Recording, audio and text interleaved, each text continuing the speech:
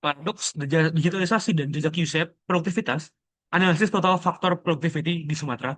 Perkenalkan Ibu Evita, selamat malam. Nama saya Muhammad Syahril Albiro. Akan mempresentasikan proposal metode penelitian ekonomi saya. Kita mulai dari latar belakang, yakni terdapat kesenjangan regional PDB nasional di Provinsi Indonesia.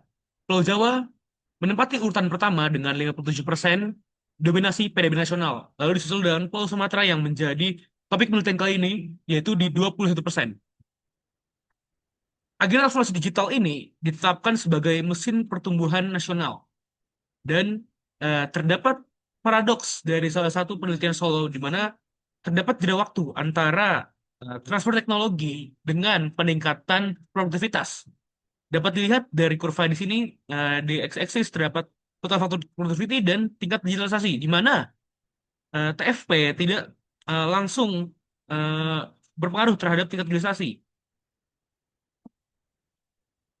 Lalu di tingkat analisis dan research gap, penelitian saya adalah apakah digitalisasi menunjukkan hubungan nonlinear terhadap TFP di kabupaten kota di Sumatera dan bagaimana peran moderasi IPM.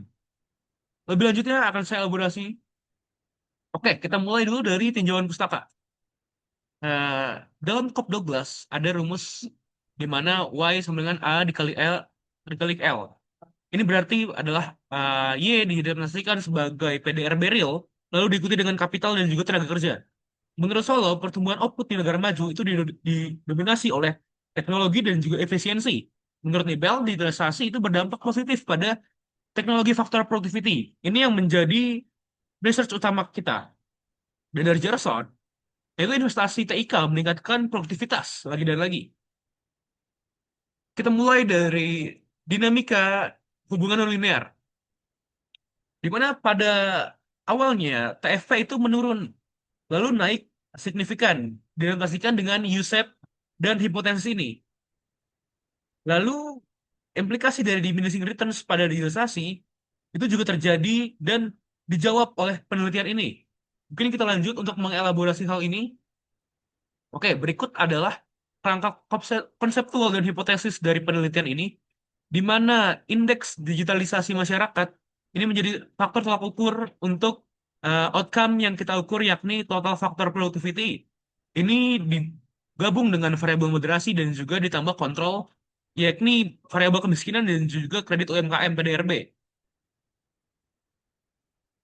Lanjut, untuk mengukur ini, kita menggunakan unit analisis 154 kabupaten kota di Pulau Sumatera dengan periode 4 tahun dari 2021 sampai 2024, dan total akselerasi mencapai 616 dengan sumber data yakni BPS, Komdigi, BI, Kemenq, dan Kementerian SDM.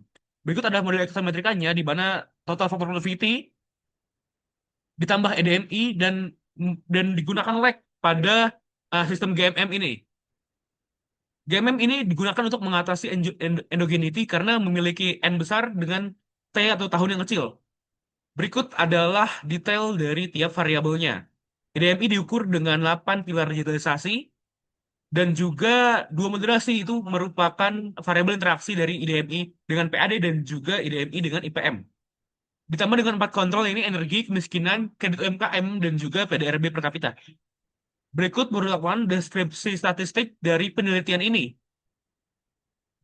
Dilanjut, karena penelitian ini hanya menggunakan data sekunder yang bersifat agregat pada tingkat kabupaten dan kota, kita tidak memiliki data individu dan tidak akan menimbulkan risiko pelanggaran privasi dari responden.